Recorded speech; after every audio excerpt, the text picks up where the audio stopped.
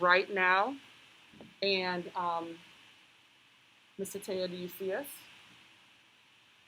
Not yet. Let's give it 30 seconds.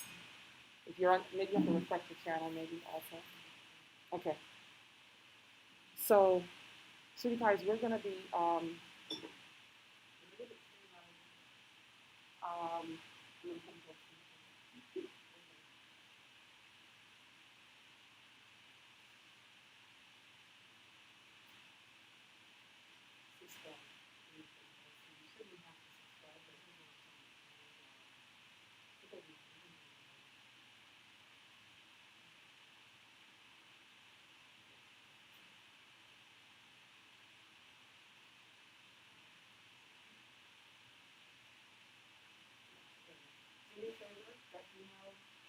let me send out that other email to tell everybody if you haven't subscribed, you may have to subscribe um, to the channel. You can stop. All right, give me a second, kids. I closed out everything else I didn't need. Give me 1 second. I'm going to email everyone that I had emailed before to tell them that they may have to subscribe.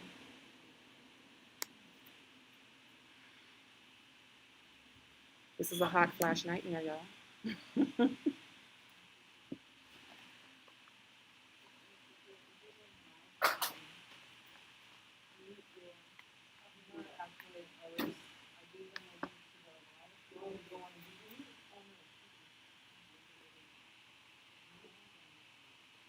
Um,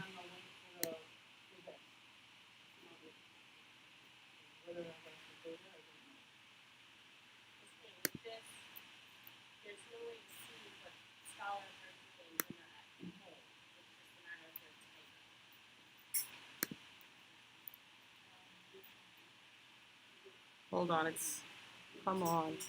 Come in, come in, come in.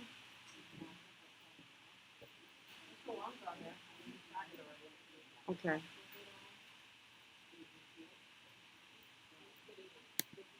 Literally, this is taking a second.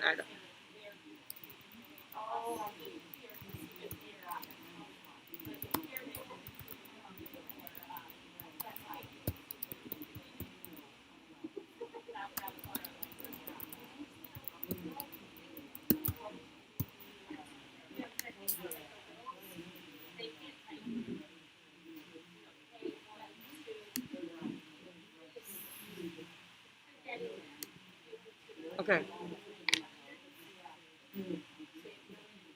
Okay. Well, Mr. Wong said he didn't subscribe and he still was able to see. So, all right, let's begin. Good morning, ladies and gentlemen. How are you? I hope everything is well where you are. And I am glad to be seeing my scholars here live with me in classroom, and then some of you are offline. Just if you're online with us, just say a good morning, hello, put it in the chat window so that I can see that you're there. We are going to get started today. We are going to be learning all about area and perimeter. So right now what I want to do is like ask some questions like, what do you know about area? What do you know about perimeter? But I may have to make some adjustments right there. So we're going to be learning about area, where we're pretty much trying to figure out how much space these tiles take up, opposed to the perimeter, where we're really just counting the outside edges of this space to find out about the distance around this entire figure. So if you are in the classroom with me, could you build this configuration? Could you build this rectangle on your whiteboard? And if you are at home, could you simply make some square tiles the best you can, draw it on your pen and paper.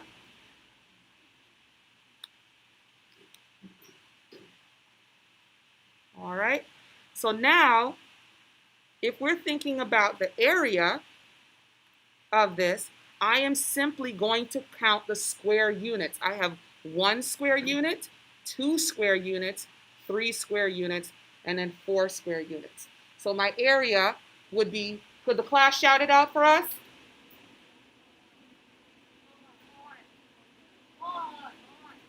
Just 4 alone? Oh my goodness, you said it. 4 square units.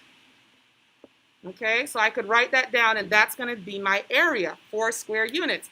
But now I want to figure out my perimeter. And remember, my perimeter is the distance around. So I have 1 unit around, 2 units, 3 units, 4 units, 5 units, 6 units, 7 units, 8 units, 9 units, 10 units. So what is my perimeter?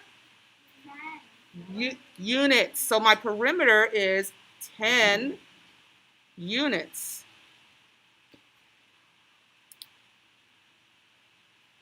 Is there a way that I can possibly increase my area?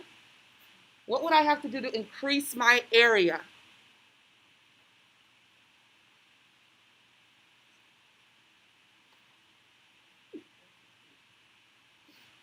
What would I have to make my area larger? What could I do?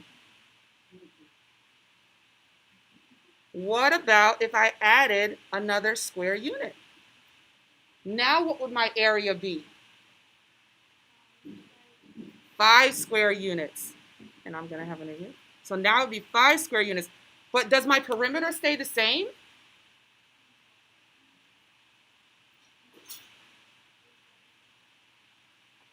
Could you do me a favor? Come up with your pencil really quickly. And could you count the perimeter for us? I'm going to step back.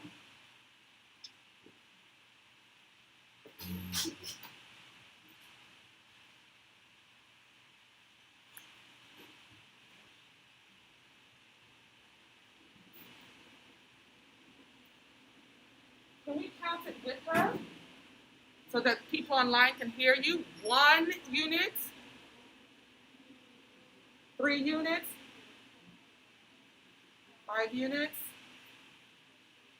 Did she get the size? So 1 unit, 2 units, 3 units, 4 units, 5 units.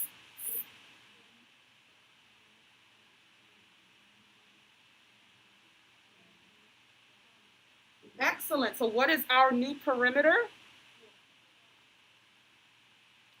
So it's 12 units. So what happened when we increased the area?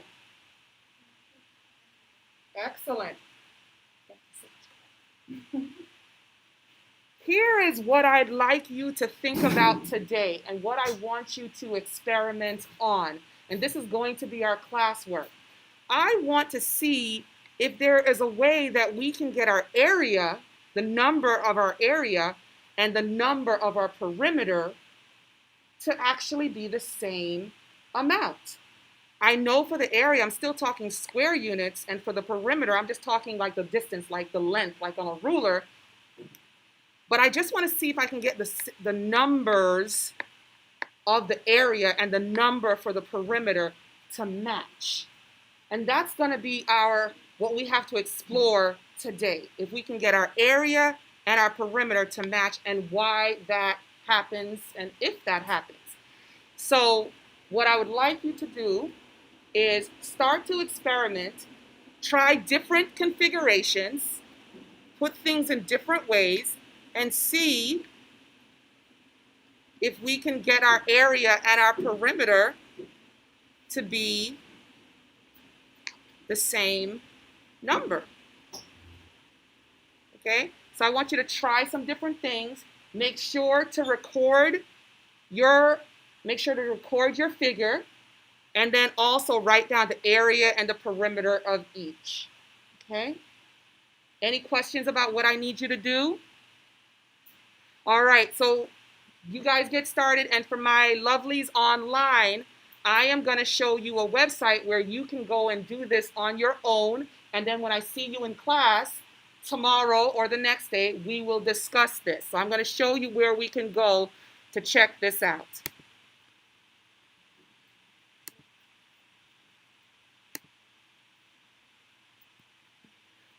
This link will be in your Google Classroom, or it'll be emailed to you so that you can go and check this out. But what you can do with this particular link is we can experiment And then you can think about like what is the area and what is the perimeter.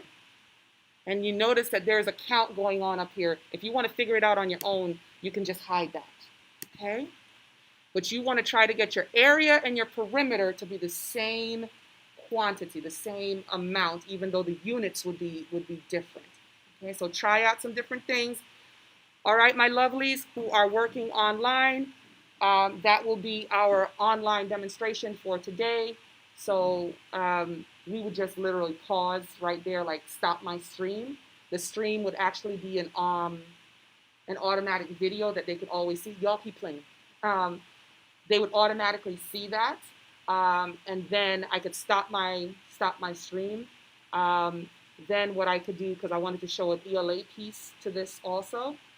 One of the things for the ELA, I know that you guys have to show videos for ELA, so I could project this. This is what I'm seeing on my screen right now. What's popping up here is going to be part of that live stream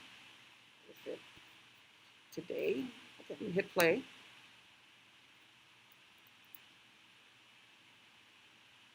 Without having any signs or captions, can you tell where these giraffes are?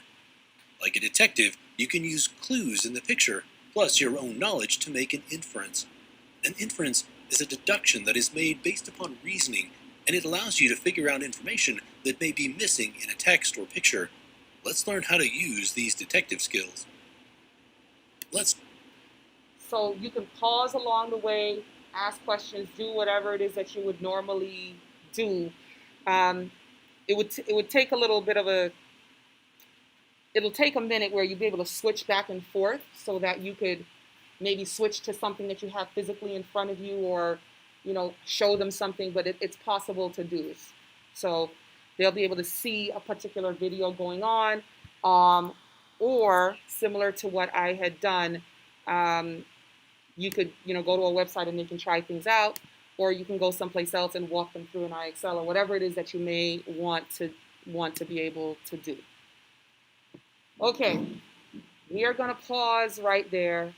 That ends our live stream demonstration. I am going to stop